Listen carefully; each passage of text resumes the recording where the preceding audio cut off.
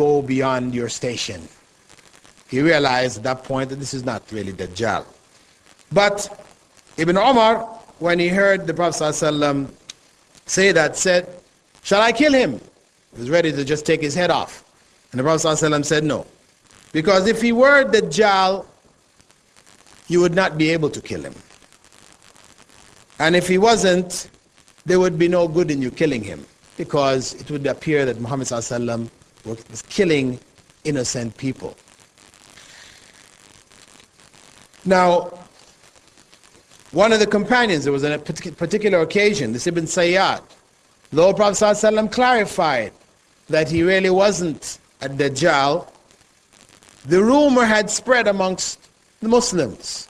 And even after the time of Prophet Muhammad ﷺ, some of them still thought that he was a Dajjal.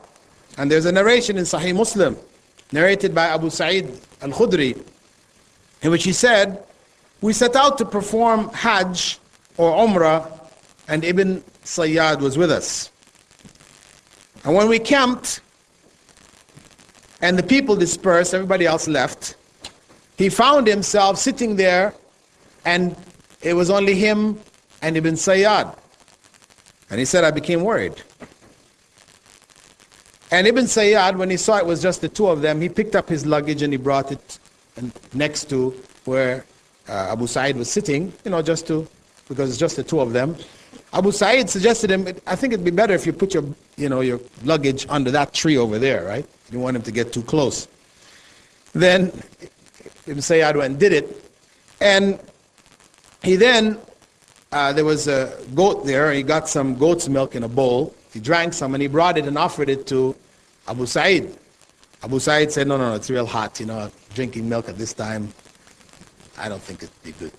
But really, he said, really, I didn't, because I didn't want to take anything from this man, right?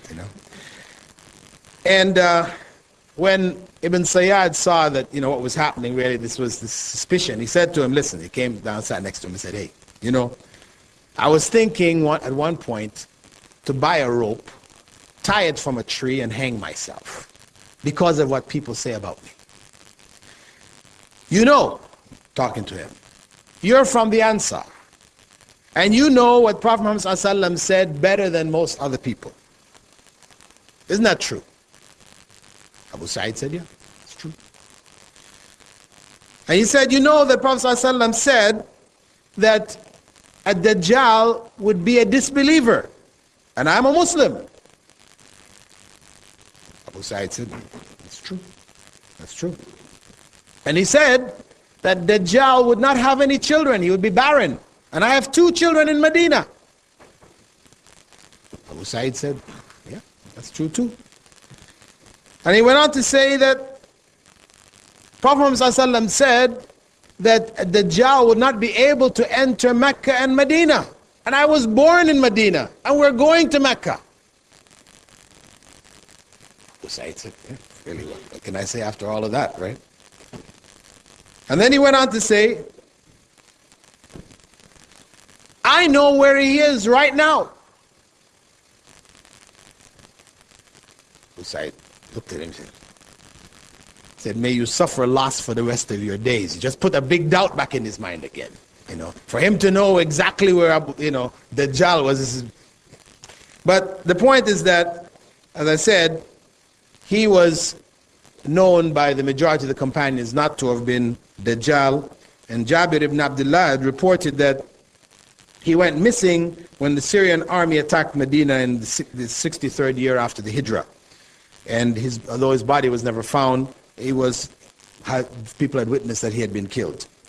So we know that he wasn't Dajjal. However, Prophet Muhammad ﷺ did narrate to us a story which came to him from one of his companions, Tamim ad-Dari, who was a former Christian who had accepted Islam and had been with a ship in the area of the south of India, off from Sri Lanka in that region. And he had come and related to the Prophet ﷺ that his ship had been caught up in a storm, and they ended up at an island, And when he went into the island, he had come across this individual who was covered in hair. You could hardly make out what was his front from his back. And he asked him, and they asked him who was he, and he said he is a jassasa, which means like the spy. And they were trying to get more information about this weird-looking individual, and he said, listen, there's somebody waiting for you in this cave over there. So they went to see who this was, and he said he found there a person more powerfully built than anybody had ever seen, and he was chained up.